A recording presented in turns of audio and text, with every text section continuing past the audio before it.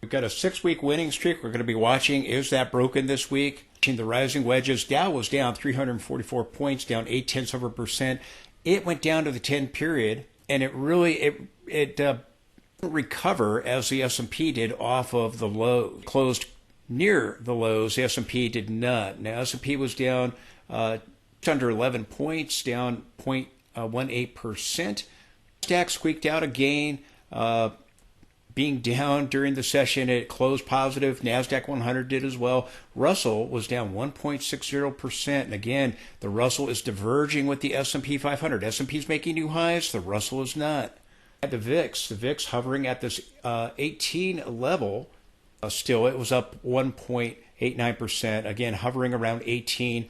Remaining elevated at 18 to 20. There's risk of a spike in volatility, and holding above the 50-period moving average, there's risk of a spike in volatility. Quickly, I just want to continue to point this out because, again, you got people telling us, people in August telling us, oh, we're going to be up, or actually in July, we're going to be up 40% by the end of August. And we crashed down. Now we're coming back up, and we've still got this divergence going on. I've been talking about a divergence in the most recent price action as the S&P moves to new high. The Russell will likely make a lower high. We have that so far here. And the lower high back over here, the divergence from the 2021 top. And even when the S&P peaked in January of 2022, it diverged back then. So I think you get it here. Again, you don't have to get a divergence, but oftentimes the Russell diverges with the S&P 500. I think you're going to have it here. I think you're going to have it over here. I think the Russell is likely already peaked back over here, and we're just last week we were just below that level, and now we're starting to get this sharp sell-off of 1.60% the week off. Again, if the Russell does diverge, it's going to be a huge red flag. Oftentimes you see that at tops over here in 2022. Also, we have the S&P moving above made in 2022. The Russell's not moving above the peak made in 2021. Intraday signals here, still hanging in there, still bullish. S&P 500. Balance of power, still positive. Again, intraday, we have divergences that did form last week, but they may not be done yet. And again, here the signals are still positive. We'll see if signals begin to change. Remember, the S&P is now trying to bounce off the 50 period in the 60-minute time frame and trying to bounce off of the 10 in the daily. Here, momentum, intraday, still bullish. Swing move, still bullish. And do we go up and hit the upper boundary and then begin to turn, or do we start seeing the weakness immediately? We got a candle of indecision on the daily chart, so we'll be watching. Does it give us a rebound? Start seeing momentum shift and start breaking down from the rising wedge. Again, my swing trade signals have been absolutely amazing. The next bearish turn could mark the beginning of a reversal. Again, look at the S&P 500 with the RSI. Intraday, we could still go up here and form a triple divergence. We already have a divergence. We already have one right here with the peak from last week. It may not be done yet. And again, if we do that, it will buy us a little more time. Again, signals are still bullish here. Cloud is still bullish. The bars reflecting the trend are still bullish. The momentum line is still bullish here. But again, have a 6-week winning streak up to major resistance levels. Chance this rising wedge is going to play out this week. Now, again, we might tag the upper boundary. My guess is we will. Whether we do or don't, again, be watching to see if we start breaking down from this pattern. And when we do, then again, likely start the reversal when that happens. So be paying very close attention to that. The next drop back below the 10-period moving average and remaining below it. Hit it, we bounced off of it. So we'll be watching. Do signals start turning bearish? Right now, they're still bullish. So there's still the chance we go up to that upper boundary. But again, I don't think we go much higher than that. You get overthrows on the rising wedge patterns. We already had that with that other boundary I talked about. This was an overthrow move. But again, the pattern is expanding to a larger pattern. Like channels expand over and over again. So again, I think the time is short.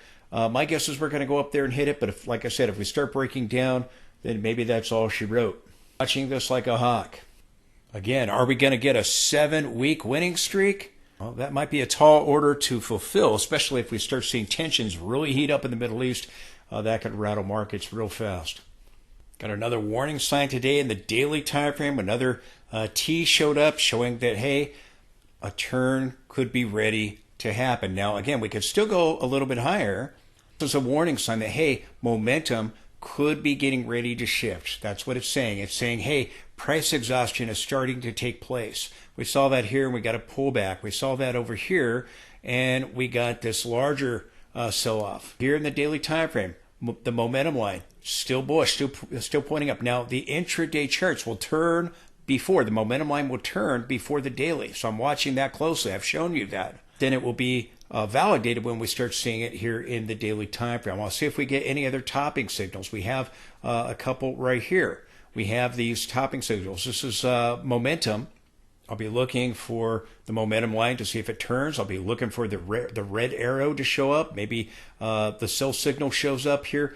And if we break the cloud down below this line right here, then another sell signal will take place. And then also this line right here above it will begin to roll over and the color will turn back to bearish. The ribbon, look at the ribbon right here, still bullish. So my signals are still bullish.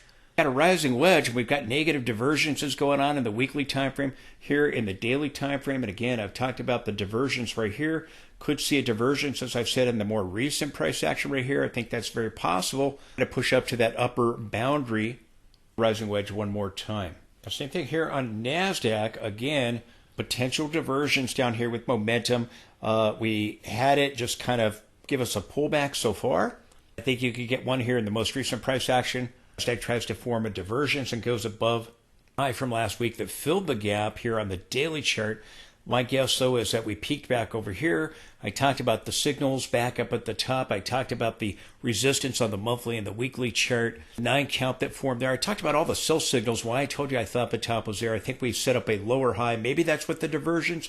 Maybe we get a lower high. The S&P moves to a higher high. We've already got the S&P going to a higher high. So again, start to reverse, we'll have another short-term divergence. You may recall that when NASDAQ went and made a lower high, S&P went to a higher high, and I was predicting that would happen back at the July top. It did. Could happen here, but they could also form a divergence. We would still have a lower high if we can't move above the July peak. But again, my signals are still bullish. Momentum line still bullish here. I'm watching the charts very closely for a shift in momentum. Momentum remains bullish intraday and on the daily charts. That's likely going to change very soon. Could change this week. Please support the channel with the link directly below. That allows me to be able to provide you this information. You like the indicators, you like the charts, just let me know that by supporting the channel. If you could take a moment to do that, I would really, really appreciate it. Money made on YouTube channels is through sponsors. Any of the money is made that way. I don't choose to go that route. I want to sell you stuff. So please consider partnering with me, supporting the channel today. Really be encouraging to hear from you. Thank you for your consideration for that. The VIX still holding above the 50 period moving average. We did get the 10 and 20 back above the 50. The 50 remains above the 200. I got a bullish golden cross right there. That is very problematic for this rally. About that over the weekend.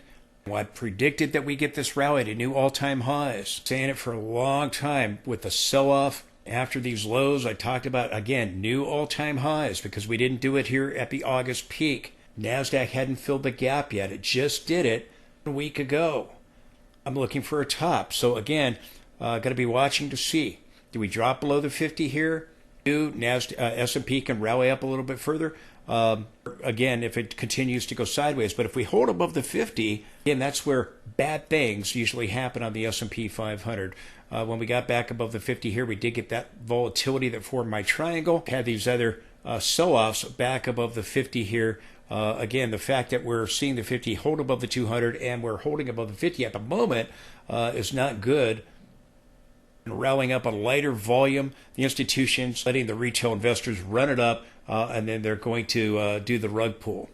You'll see these divergences begin to play out very soon. This is the Dow. Again, the Dow came down to the 10 period, closed near it. S&P rebounded off of it, but we did get a red bar on the Dow. Again, we've got the divergences going on with the Dow. We'll be watching. Do we just start selling off using the 10 period, or do we buy a little bit more time? Dow daily chart. S&P got a red bar. So again, we'll be watching. Still go up and hit that upper boundary. Sometimes you get a red bar. You go a little bit higher for correction. Over here, we started getting the red, and we ended up forming the divergence, going a little higher, but then we corrected sideways and formed that triangle rather than retracing. So don't rule out that we still can't go up and hit the upper boundary, but I'm looking for clues. Again, I think the rising wedge plays out. So be clear about that. The question is, do we start breaking down and taking off the 10 period immediately? Go up an inch a little bit higher. My guess is we'll inch up a little bit higher. I could be wrong about that if we start seeing the 10 period taken out, start seeing the cloud that we bounced off of today taken out, seeing the trend line, the rising trend line, the lower boundary of the rising wedge, that starts being taken out. Looking for clues, but we got the red here. Now, the weekly chart, we're still hanging in there, but we know that we have these divergences, triple divergences going on here on the Awesome Oscillator and on the MACD and many, many other indicators. So again, I expect that we're going to see the reversal top and the reversal begin in the daily time frame, and then that will spill over into the weekly charts. S&P weekly here. No red bar yet on the Awesome Oscillator. We'll be looking to see if one shows up before the week ends. Don't have to have a red bar for the selling to start. Keep that in mind. If you get a red bar, sometimes you still go a little higher, as I was talking about in the daily time frame. No, again, the resistance is between 5750 and the monthly time frame to the 6000 area. So again, looking for action in that window. NASDAQ weekly will confirm a lower high, things like the Awesome Oscillator and the MACD. Even though we got red bars on the S&P, maybe it flips back to green immediately, or maybe, again, you get a couple red bars, you still go higher. We already have the red bars on NASDAQ, but we got that stochastic turning up, so I told you I thought we might buy a little bit more time and go back and maybe form the divergence or try to rally. So far, we're just trying to get a rally here off the 10-period moving average, or I should say the 20. We hit that 20 late last week, and we're trying to rebound off of it. We tested the 10 and bounced off of it. We actually hit that 20 at the low. It's turning up. So again, I think that we're going to buy a little bit more time here. Start seeing some real weakness, then we can start reversing immediately. And I'll be wrong about that, but telling you what I think. I told you, yeah, we're going to sell up, but then we're going to rebound up. We're going to rebound up. We're going to rebound back up and eventually fill the gap. And we finally did it right there. So now I'm looking for a topping process surrounding that gap fill area, as I've talked about for months now. The rally that I've been predicting. Now I'm looking for the top. Then I'll be looking for the reversal and the sell-off. Again, it's a rising wedge. We have a rising wedge on the NASDAQ as well if we get a powerful rally surrounding earnings. I talked about the rising wedge on the Dow, on the S&P 500. We even have one on the NASDAQ. I don't know that we reached the upper boundary, but beautiful rising wedge here on again, divergence is forming everywhere. We have it on the MACD. We have one in the more recent price action on the RSI. We'll see if we go up and try to tag that upper Bollinger Band and the upper boundary again, or do we just lose it? Again, you got a candle of indecision, possible bottoming tail at the 10 period. We'll see what happens here on the S&P 500. Here's the rising wedge on this chart with the cloud, MACD, and here, again, is that rising wedge on the Dow here. There's a potential rising wedge on the NASDAQ. I've talked about this last week. Again, the connecting of these two points here. We have a larger rising wedges going back on the Dow and the S&P 500, but we have one here in the more recent price action. As I said, you might have a larger one here if we do include these levels. But again, that would assume that we would likely move to a new high or get closer anyways to the July peak. My guess is that if we did get a divergence on the intraday chart, the 60-minute chart of NASDAQ in this most recent price action right here, again, we could rally up to this level but then turn.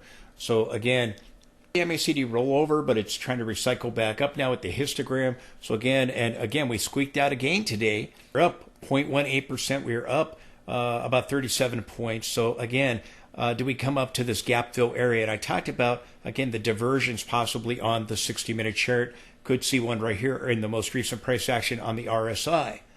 I talked about the 60-minute chart forming this divergence right here. We came up and finally filled by gap, again, that I've been predicting. I told you we could even come up here and still not exceed this level. We still may get a lower high. Maybe I'm wrong, and maybe we go up and we slam up into those trend lines in the weekly and the monthly time frame again. But again, I have the guts to tell you what I think. I told you why I thought that was a top. if I'm right about that. But again, you could still form a divergence right here on the RSI. In the more recent price action right here, we were slightly higher here. This peak was lower, formed that divergence. That might be the peak. I'd end up forming a larger triple divergence and a divergence here in the more recent price action and on the MACD as well. Could buy a little bit more time and even do this, go higher, but then sell off before the week ends. Earnings, tensions in the Middle East, or whatever the catalyst may be. Again, I'm showing you what I'm watching for. Do we get a lower high on NASDAQ here and diverge with the S&P from last week's high? Or do we see both the S&P and NASDAQ try to form divergences here in the hourly time frame? Again, I'm watching to see if NASDAQ can close above the upper Bollinger Band. Could see a divergence with momentum and other indicators like the MACD and others get a divergence right in the most recent price action, the RSI as well, and then the larger divergence as well from this peak over here. So again, we'll be watching to see, do we get a divergence in this most recent price action after filling the gap right here, here on the NASDAQ. Again, my guess is we have an ABC move that we're going to get a lower high. Now, Nvidia did move to a higher high.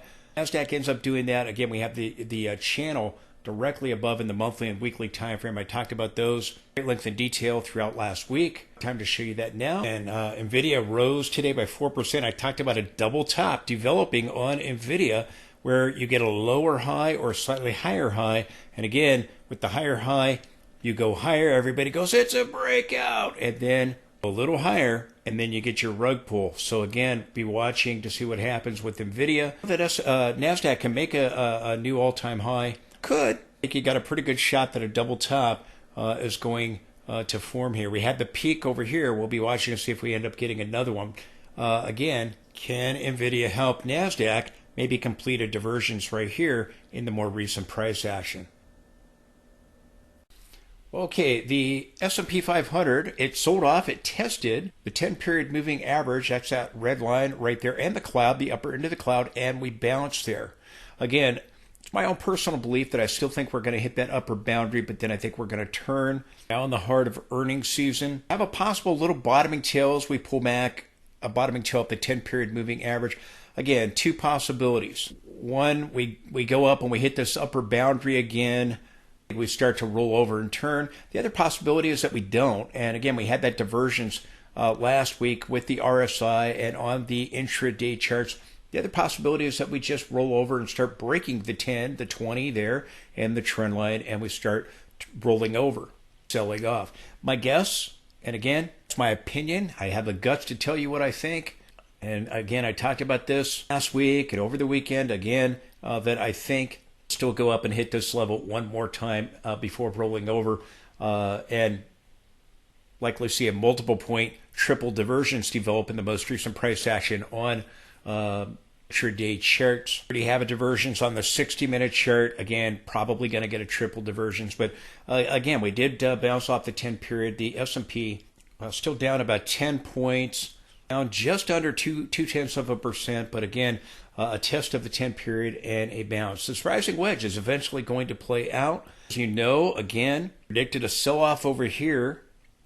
That was correct. And again, with the sell-off here and the sell-off here, I told you, again, we're going to go back and fill the gap from July 17th and move to a new high. That's now happened. See, with the Fed bar right here ahead of the Fed and during all this time that we were going to get a Fed pivot rally. That was correct. But I've also told you, again, I think it will lead to a topping process and I think we'll peak. NASDAQ has moved back to fill the gap at 20,400. The S&P has moved to new highs. Everything that I predicted, now I think a top is going to carve out. This rising wedge could lead to a reversal and we can get a head and shoulders pattern starting to carve out with the left shoulder here, the head formation, and then possibly a right shoulder and the right side of the head formation if the rising wedge plays out and takes us back to the August low, back over here to the low 5,100 area. So we could see a sharp decline, more than 10% here. If we do that, I think that pattern has a good shot at playing out. I think the rising wedge will produce a reversal. It's a very reliable pattern. Still have this divergence here on the MACD. Again, good shot that's going to try to play out this week. The catalyst is that gives us a top and a reversal. We'll see. Again, we've got earnings. A lot of S&P companies are going to be reporting. We have tensions in the Middle East. That's likely going to take place, escalate this week. See Israel respond to Iran's October 1st missile attack. Iran could respond to Israel, and again, that could possibly rattle markets. Israel said that they were going to respond before the U.S. election.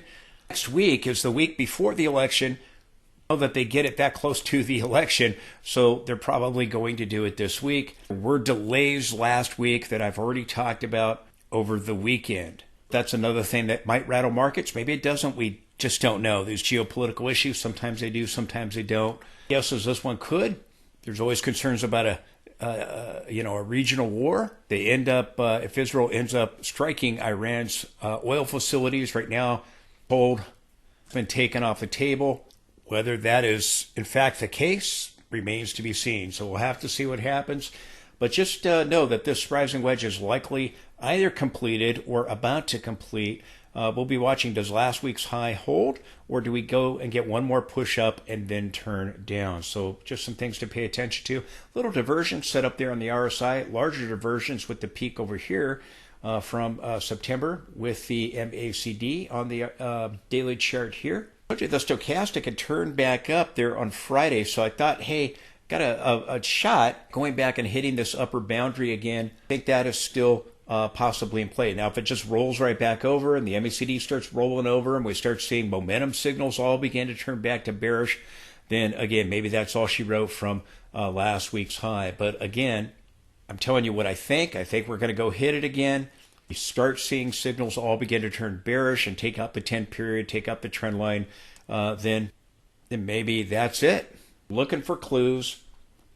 Dow took a bigger hit today, was down about 400 points at the lows, but same thing here with the MACD, again, looking like a divergence. We got a divergence in the more recent price action here on the Dow.